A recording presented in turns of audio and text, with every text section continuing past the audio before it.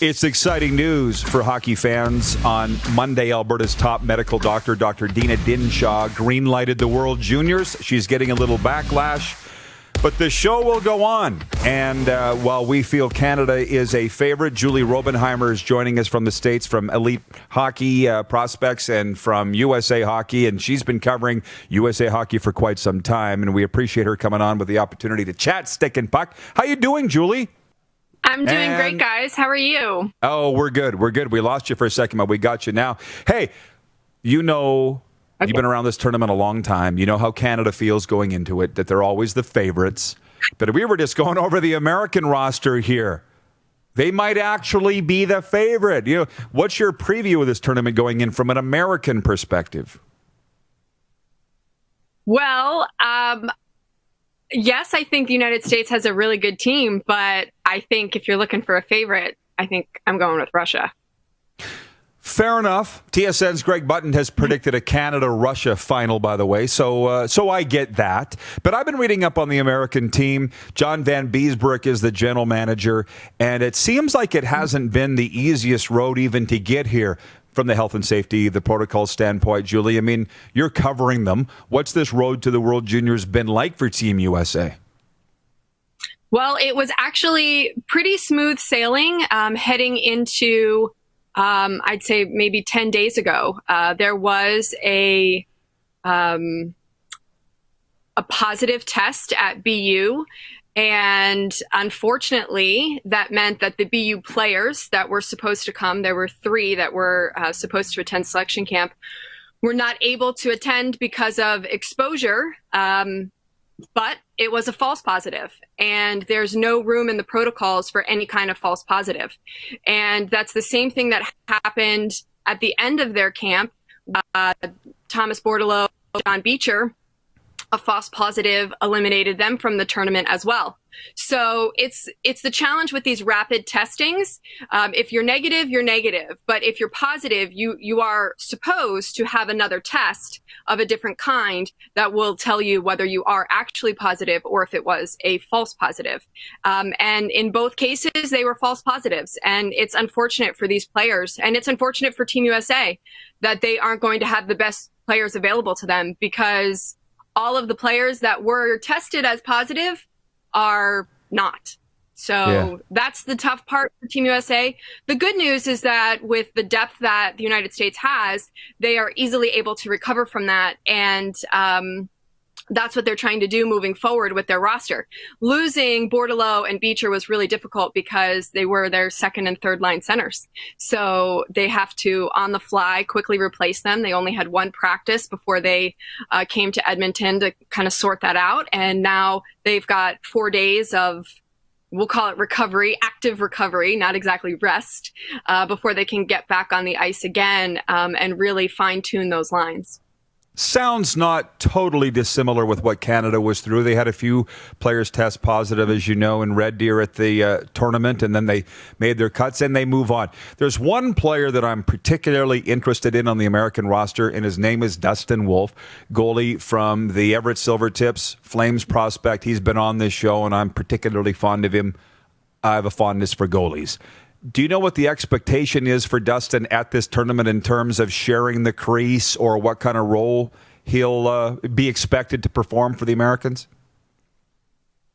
Well, the good news is that this goalie tandem for the United States, I think, is the strongest in the tournament. I think Yaroslav Askarov is the strongest goalie, but as potential 1-2 punch, if necessary, the United States, in my opinion, has it on lockdown between Spencer Knight, who's arguably the best American college goalie, and Dustin Wolf, who was CHL Goalie of the Year last year. So obviously great options between the pipes. The challenge for Dustin is that he has not been playing, whereas Spencer has been playing for Boston College and has been playing exceptionally well, like even better than our standard for Spencer Knight is.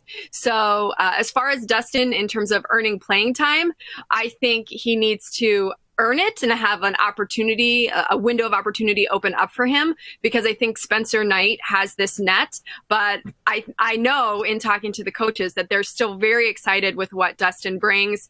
And if he needs to be called upon, they know that he'll be able to step right in and get the job done. Great answer. Thank you for the insight, by the way. And, the last time the World Juniors were in Edmonton, I was calling the games for Canada. I recall meeting you there. Are you in Edmonton? Will you be going to Edmonton, or because of the bubble, you'll be forced to watch on television? Yeah, most media will be forced to watch on television. In fact, they are only allowing Canadians, residents of Canada, to be at the World Junior Tournament on site. And furthermore than that, they are only allowing 30 photographers and media to be present in the building. So that pretty much limits it to rights holders and maybe immediate local Edmonton media. But very, very tight this year. But at the same time, it's much like the NHL bubble. Access doesn't really give you anything other than to be in the room where it happens. And all of the media availability and the press conferences and the interviews will be done either phone or video conference. Julie, our program airs on cable TV in Philadelphia on Game Plus TV. We got a lot of Flyers fans that watch, and Todd writes in, says, Bobby Brink and Cam York, top Flyers prospects with Team USA. Can you speak about those players? Sure. Cam York is going to be the backbone of their blue line. Just in seeing how he's been playing for Michigan so far this year, he's just really grown. I mean, physically grown, gotten bigger and gotten stronger, which only makes him an even better player. But mentally, and his clarity and his approach to the game and how he wants to be a leader and impact the game in more ways than one in just having the puck on his stick. So he's become a more well-rounded player and will have a big impact on Team USA's blue line. He'll be driving the play on the power play as well, and I'm sure be getting some PK minutes. So he'll be a big, important part for Team USA.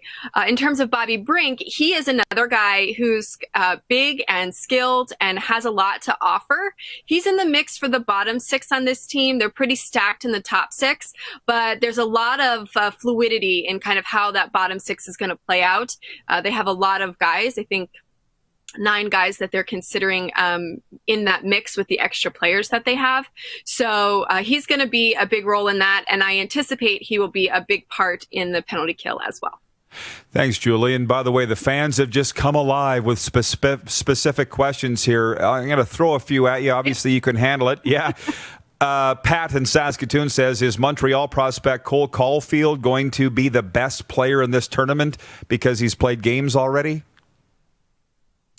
I don't know that he'll be the best player in this tournament, but he'll be in the mix. I think that he himself has a lot of expectations. I know he was very disappointed in his personal performance last year, and especially in the way that things ended for Team USA, losing by a 1-0 score to a team they absolutely dominated, but an unfortunate power play goal. Well, fortunate for Finland, unfortunate for the United States, kicked the U.S. out of the tournament.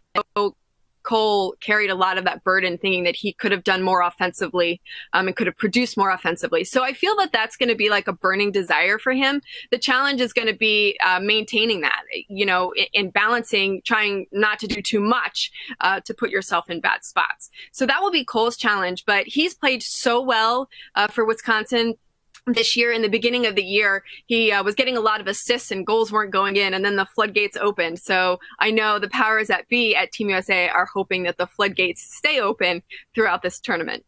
Colin in Ottawa says, all Sens fans want to know if Jake Sanderson will be the best defenseman in the tournament.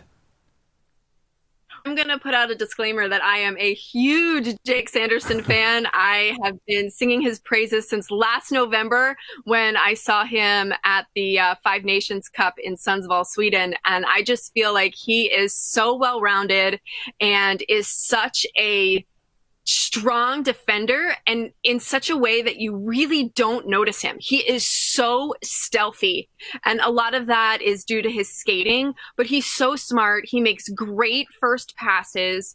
He is just an all-around great defenseman. He's got size. He's not afraid to use it. There is just so much to like about Jake Sanderson's game. And I think that this tournament will be a big coming out party for him. I think it would have been at the U18s had that tournament happened. better late than never. Last one I think I have for you, Julie, is with the absence of the NHL at the moment, do you expect there'll be more interest in America with games on NHL Network because there's no NHL being played at this time? Well, the games have been on NHL Network for the past several years, I think since 2014. So it is an annual tradition.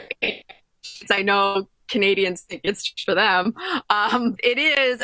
Even the success of the tournament in the European countries is very well documented. And for American fans, I think it's more just an opportunity to have eyeballs. There's obviously a lot of competition normally for our eyeballs with other sports, particularly the NBA and football, and then college football in the bowl season.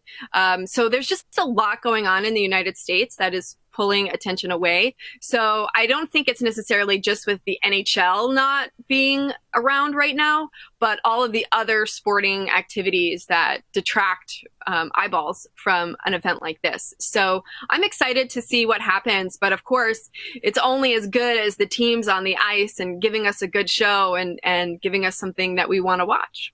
Well, I expect it will be like the Stanley Cup playoffs where the hockey was excellent. I think the hockey will be excellent here. Remains to be seen what that atmosphere is like. Of course, you've been there. I've been there.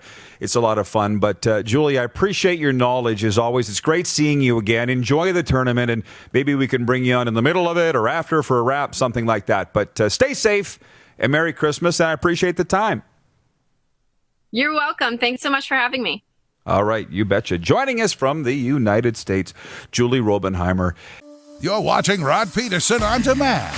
For more of The Rod Pedersen Show, visit rodpedersen.com or follow Rod Pedersen on social media.